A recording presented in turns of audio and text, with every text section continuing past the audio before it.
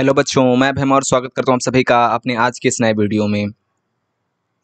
Students, CUT UG का result आने के बाद बच्चे अब केवल इसी बात से परेशान हैं कि आखिर उनका एडमिशन जो है वो यूनिवर्सिटी में कैसे होगा। तो रिजल्ट आने के बाद आगे का क्या प्रोसेस रहने वाला है काउंसलिंग का, उस पर एक वीडियो आ चुका है, लेकिन डिटेल्ड प्रोसेस ऑफ काउंसलिंग क्या रहने वाली है तो उस पर एक वीडियो आज लाया जा रहा है, जिसमें आपको समझाया जाएगा कि आखिर आपको अब क्या करना है। ये जो दिन चल रहे हैं उसमें आपको क्या करना है। मीन्स अभी जो यूनिवर्सिटीज़ हैं उन्होंने अपना रजिस्ट्रेशन प्रोसेस स्टार्ट नहीं किया है, उससे पहले आपका क्या काम बनता है, आप क्या कर लें जिससे कि आप उनके रजिस्ट्रेशन प्रोसेस में पार्टिसिपेट कर पाएंगे।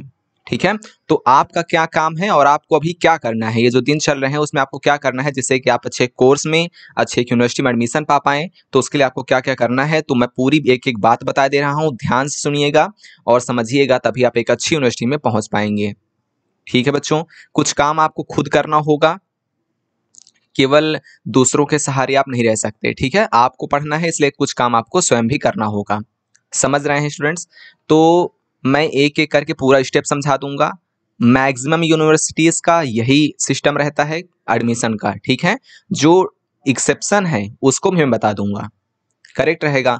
रिजल्ट के बाद आपको क्या क्या करना है, पूरी प्रोसेस मैं समझा दे रहा हूं, अब परेशान मत होइएगा। ठीक है, बहुत ज़्यादा बच्चे परेशान हैं, उनको यह है कि अब कैसा होगा, क्या होगा, रिजल्ट तो आ गया, अब एडमिशन कैसे मिलेगा, काउंसलिंग कैसे होती है, आखिर काउंसलिंग क्या होती है, प्रेफरेंस कैसे भरनी है, रजिस्ट्रेशन कैसे करना है, कोर्स हम कौन सा लें, कौन सा कोर्स नहीं लें, कहाँ पर करना अच्छा होगा, कहाँ पर करना नहीं अच्छा होगा, कौन सी यूनिवर्सिटी अच्छी है, कौन सी यूनिवर्सिटी नहीं अच्छी है, हमारे लिए क्या अच्छा रहेगा, और ये सब कुछ जो जो जितने भी डाउट हैं मैं सब क्लियर करने जा रहा हूँ। ठीक है बच्चों, वीडियो में बने रहेंगे और वीडियो को लास्ट तक देखेंगे। ठीक है, वीडियो पसंद आए तो वीडियो को लाइक भी कर देंगे और चैनल को सब्सक्राइब कर देंगे, जिससे कि आपको आगे आने वाली इंपॉर्टेंट वीडियोस मिलती रहें। बाकी आपके क्वेश्चंस को रिप्लाई किया जा रहा है, जिसके भी क्वेश्चन का रिप्लाई ना मिले थोड़ा सा वेट करें, उसको रिप्लाई जरूर दिया जाएगा। ठीक है, और बाकी जो भी क्वेरी हो तो कमेंट सेक्शन में ज़रूर बताएं बच्चों। ठीक है, देखिए स्टूडेंट्स, जो सीयूटी यूजी का रिजल्ट है वो आ चुका है। काफ़ी सारे बच्चों के कम नंबर आए हैं और कुछ बच्चों के अच्छे नंबर भी आए हैं। ठीक है, तो अच्छे और ख़राब नंबर दोनों टाइप के बच्चे होते हैं। मैंने बताया था कि जो कम नंबर वाले बच्चे हैं उनके लिए मैंने यूनिवर्सिटीज़ के नाम बता दिए थे, जैसे डॉक्टर हरीश सिंह गौड़ यूनिवर्सिटी और doctor Bhimrao Ambedkar university, Hemvati Nandan Bahuguna Garhwal university, और इसके अलावा घासीदास यूनिवर्सिटी, विश्व भारती यूनिवर्सिटी और झारखंड यूनिवर्सिटी, और इसके अलावा आप ले सकते हैं Manipur university, Punjab university, south Bihar university. ठीक है, तो ये सभी यूनिवर्सिटी ऐसी हैं जहाँ पर लो कट ऑफ जाती है, means medium to low cut off जाती है। तो यहाँ पर जिन बच्चों के कम नंबर आए हैं सीयूटी में वो यहाँ जाने का सोच सकते हैं। ठीक है, अब देखिए स्टूडेंट्स, मैं अभी आपको सब कुछ क्लियर करता हूँ। सबसे पहली बात, सीयूटी यूजी 2025 का रिजल्ट आ चुका है, इतना क्लियर है। अब इसके बाद आपको क्या करना है, तो सबसे पहली बात स्टूडेंट्स, अब आप कोर्स डिसाइड करिए, आपको क्या पढ़ना है। BA, BSc, BTech, BBA, BCom, BLLB, आपको क्या करना है, समझ रहे हैं आप? ठीक है, आपको क्या कोर्स करना है, आपको किस में आगे अपना भविष्य जो है वो दिखता है, वो कोर्स आप डिसाइड करिए। सबसे पहली बात, आपको क्या कोर्स करना है वो कोर्स डिसाइड करिए। कोर्स डिसाइड हो गया, उसके बाद अब बात आती है यूनिवर्सिटी सिलेक्शन की, कि आखिर आपको किस यूनिवर्सिटी में पढ़ना है। अब देखिए, यूनिवर्सिटी सिलेक्शन का जो क्राइटेरिया है वो ये है कि आपके घर से वो यूनिवर्सिटी कितना दूर है। ठीक है, अब मान लीजिए बीएचयू, डीयू, जेएनयू, एयू, ठीक है, ये तो मेजर सेंटर यूनिवर्सिटी हो गई, है ना। अब जिनके बहुत अच्छे नंबर है वो तो यहाँ ज़रूर ही जाएंगे। अब जिनके कम अच्छे नंबर हैं तो उनको जो मैंने ऑप्शंस बताए हैं यूनिवर्सिटीज़ के, उनमें जाना चाहिए। ठीक है, तो वो बच्चे उनमें जिनको मैंने ऑप्शन बताए हैं उन यूनिवर्सिटीज़ को देखें, और बच्चों के आसपास जो भी यूनिवर्सिटी हो, मीन्स जहाँ पर जाने के लिए वो कैपेबल हैं, 200, 400 किलोमीटर, 500 किलोमीटर, 700, 800 किलोमीटर, जितना उनके घर वाले मीन्स जो पेरेंट्स हैं वो कह पाएँ कि हाँ बच्चे इतना दूर आप जा सकते हैं। ठीक है, मीन्स एक कैपेबल आप हो पाएँ जहाँ तक। ठीक है, उस डिस्टेंस को देखते हुए यूनिवर्सिटी का आप सिलेक्शन करिए।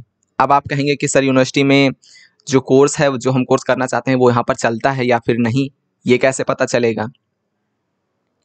तो स्टूडेंट्स देखिए, किसी भी यूनिवर्सिटी में कौन सा कोर्स चलता है, कौन सा कोर्स नहीं चलता है, ये कैसे पता करते हैं, मैं आपको बताता हूँ। सबसे पहले आप गूगल में उस यूनिवर्सिटी का नाम लिखिए। मान लीजिए झारखंड यूनिवर्सिटी है तो लिखिए central university of Jharkhand brochure, BROCHURE, brochure UG admission 2025। ये आप डालेंगे तो 2025 का जो एक पूरा ब्रोचर है वो यूनिवर्सिटी की तरफ से रिलीज कर दिया गया है। सभी यूनिवर्सिटीज अपना अपना ब्रोचर रिलीज करती हैं। ब्रोचर मीन्स जिसमें लिखा रहता है कि कौन सा कोर्स यहाँ पर कराया जाता है अंडर ग्रेजुएट में, तो वो उस पूरे PDF में लिखा रहता है। यूनिवर्सिटी का नाम डालेंगे, ब्रोचर डालेंगे, ईयर डालेंगे और यूजी लिखेंगे, जो भी यूनिवर्सिटी आप लेना चाहते हैं। ठीक है, अब उस PDF में जाते ही आपको नीचे स्क्रॉल करते जाएंगे तो लिखा होगा यूजी कोर्सेज। अब उसमें कोर्स लिखा होगा और CUET में उसके लिए क्या एलिजिबिलिटी क्राइटेरिया है वो लिखा होगा। ठीक है, तो वहाँ कौन कौन सा कोर्स चलता है वो आप देख पाएंगे। बाकी हम मेजर सेंट्रल यूनिवर्सिटीज़ को कवर कर रहे हैं। हमने doctor Hari Singh university, Hemvati Nandan Bahuguna Garhwal university, central university of Jharkhand, इन सब को कवर कर लिया है हम। ठीक है, और BHU को और JNU को, IFLU को, हमने ये सबको कवर कर लिया है। अब अगर हमारे पास टाइम बचता है तो हम और यूनिवर्सिटीज़ को भी कवर करेंगे, लेकिन अगर आप और किसी यूनिवर्सिटी के बारे में जानना चाहते हो तो स्वयं भी निकाल सकते हैं। ठीक है, अब आपने यूनिवर्सिटी देख ली, अब उनकी एक प्रायोरिटी लिस्ट बनाइए कि आपके लिए कौन सी प्रायोरिटी पहले रहने वाली है, फिर सेकंड, फिर थर्ड। ठीक है, उन सभी यूनिवर्सिटी से प्रायोरिटी लिस्ट बनाइए। अब आपको जितने आपके नंबर कम लग रहे हैं तो आपको ज़्यादा यूनिवर्सिटी में बच्चों रजिस्ट्रेशन करना होगा, क्योंकि आपके फिर सिलेक्शन के कम चांस बनेंगे ना। नंबर कम है तो कम चांस बनेंगे, इसलिए 2-4 यूनिवर्सिटी में आपको रजिस्ट्रेशन करना होगा, जिससे कि एक में तो आपका जो नाम है वो आ ही जाए। अगर मीडियम आपके नंबर हैं तो आप 2-3 यूनिवर्सिटी में एडमिशन कर दी रजिस्ट्रेशन कर दीजिएगा। 2 यूनिवर्सिटीज़, 3 यूनिवर्सिटी टारगेट कर सकते हैं आप। बच्चे 3-4 यूनिवर्सिटी टारगेट करते हैं तो आप 2-3 कर सकते हैं, 4 कर सकते हैं। ठीक है, एक लिस्ट बनाइए, पहले डिसाइड करिए कोर्स, फिर select university and then university की एक लिस्ट बनाइए जिन जिन में आप जाना चाहते हैं। ठीक है, 2-3 में आप रजिस्ट्रेशन कर सकते हैं जब रजिस्ट्रेशन स्टार्ट हो जाएगा।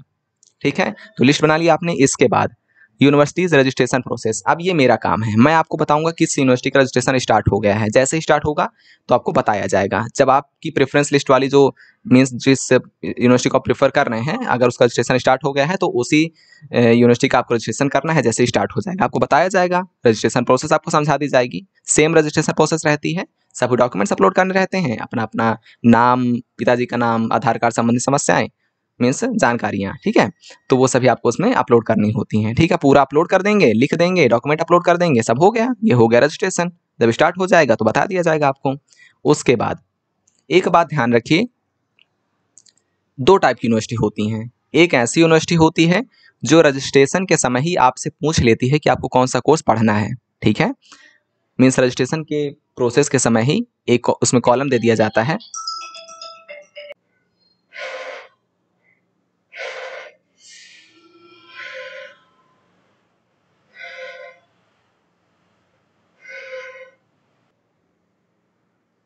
हाँ, तो स्टूडेंट्स 2 टाइप की यूनिवर्सिटी होती हैं। पहली यूनिवर्सिटी इस तरह की होती हैं कि उसमें रजिस्ट्रेशन के दौरान ही आपसे पूछ लिया जाता है कि आपको आखिर क्या पढ़ना है, वो प्रायोरिटी लिस्ट आप दे दीजिए। ठीक है, सब्जेक्ट आपसे पूछ लिया जाता है रजिस्ट्रेशन के समय ही। लेकिन कुछ यूनिवर्सिटीज ऐसी होती हैं जो पहले रजिस्ट्रेशन करा लेती हैं, फिर एक दूसरा स्टेप लाती हैं जिसमें आपसे कोर्सेज की प्रेफरेंस फिल कराती हैं। एज एग्जाम्पल BHU, ठीक है, और DU पहले CSAS पोर्टल आता है जिसका फर्स्ट फेज आता है, उसके बाद सेकंड फेज आता है CSAS पोर्टल का, जो कि अभी चल रहा है। ठीक है, तो इसी तरह BHU एंड DU 2 ऐसी यूनिवर्सिटीज़ हैं जो पहले रजिस्ट्रेशन कराती हैं, जिसमें आपसे पूरी जानकारियाँ ली जाती हैं। उसके बाद सेकंड फेज में आपसे प्रेफरेंस फिल कराई जाती है। ठीक है, समझ रहे हैं बच्चों?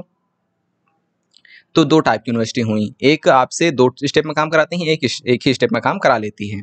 ठीक है, तो ये हुआ। इसके बाद आपने कोर्स जो पढ़ना है वो दे दिया यूनिवर्सिटी को, अपने पूरी जानकारियाँ आपने दे दी। ठीक है, अगली बात क्या होगी? अब अगली बात ये होगी, ये देखिए कोर्स सिलेक्शन आपने कर लिया, आपने प्रेफरेंस फिल कर लिया, समझ में आया? प्रेफरेंस फिल करना आपको बताया जाएगा जब प्रेफरेंस फिलिंग की प्रक्रिया आगे बढ़ रही होगी। ठीक है, अब देखिए स्टूडेंट्स आगे बढ़ेंगे, सब्जेक्ट अलॉटमेंट एंड या फिर कहे तो कट ऑफ रिलीज होती है। ठीक है, अब ये क्या फेज है? तो आपने रजिस्ट्रेशन किया, आपने कोर्स फिल किया। अब बच्चों आपने जो कोर्स फिल किया है वो आपको मिल जाए ऐसा पॉसिबल तो है नहीं, मीन्स मैं ये कहना चाहता हूँ मिल जाएगा, आराम से मिल जाएगा, लेकिन वही कोर्स मिल जाए ये पॉसिबल नहीं होता ना। मान लीजिए आपने 5 कोर्स भरे प्रायोरिटी लिस्ट में, आपको सबसे पहला पसंद है बीए इन पॉलिटिकल साइंस, उसके बाद आपको थोड़ा कम पसंद है बीए इन हिस्ट्री, उसके बाद आपने तीसरे नंबर पर रखा बीए इन ज्योग्राफी, तो हो सकता है आपको फर्स्ट प्रेफरेंस का नाम मिलके सेकंड प्रेफरेंस वाला मिल जाए। ठीक है, तो ये बात एकदम श्योर नहीं होती है, वो तो कट ऑफ के अनुसार होता है। समझ रहे हैं आप? मान लीजिए कहा गया जिसके 200 नंबर हैं जीटी में उसको मिलेगा ज्योग्राफी ऑनर्स, और जिसके 150 नंबर हैं उसको मिलेगा पॉलिटी ऑनर्स। ठीक है, तो कट ऑफ के अनुसार आपने जो प्रेफरेंस सीट फिल की है उसमें से आपको कोर्स अलॉट हो जाएगा। ठीक है, कट ऑफ आएगी और आप कट ऑफ से ऊपर रहेंगे तो आपको कोर्स अलॉट हो जाएगा। अगर पहले फेज के कट ऑफ में आपका नाम नहीं आया तो फिर सेकंड फेज में आएगी कट ऑफ। मीन्स ऐसा होता है, सभी यूनिवर्सिटीज एक स्टेप वाइज कट ऑफ निकालती हैं। पहले ज़्यादा कट ऑफ, फिर जितनी सीट बचती हैं उस पर थोड़ी कम कट ऑफ, फिर जितनी सीट बचती है उस पर थोड़ी और कम कट ऑफ। तो हर university phase wise cut off निकालती है, 3-4 फेज में हर यूनिवर्सिटी कट ऑफ निकालती है, और आप कट ऑफ से ऊपर रहते तो आपको कोर्स मिल जाता है। समझ में आया बच्चों? आप देखिए अगला स्टेप, जब आपको कोर्स मिल गया, ठीक है, आपने कट ऑफ से नंबर आप ऊपर ले आए, फिर आपके पास मेल आता है। मेल आता है और किसी किसी मेल नहीं भी आता है तो वो कट ऑफ के अनुसार आप समझ आते हैं, बाकी मेल आ जाता है।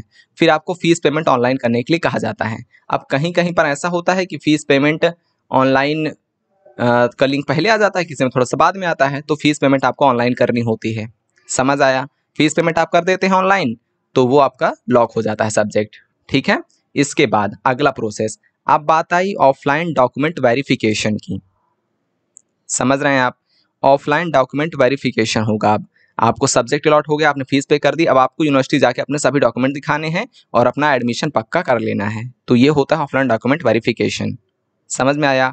सभी यूनिवर्सिटीज़ में लगभग सेम ही होता है। मीन्स आपको जाना है यूनिवर्सिटी में, अपना डॉक्यूमेंट वेरिफिकेशन कराना है। ठीक है, अब देन डॉक्यूमेंट वेरिफिकेशन के बाद आपसे कहा जाएगा आप घर जाइए, और एक टाइम दे दिया जाएगा कि इस तारीख को आइए, आपकी क्लासेस इसी दिन से चलने वाली हैं। ठीक है, आपका एडमिशन हो गया। अब देखिए एक्सेप्शन के पॉइंट क्या है।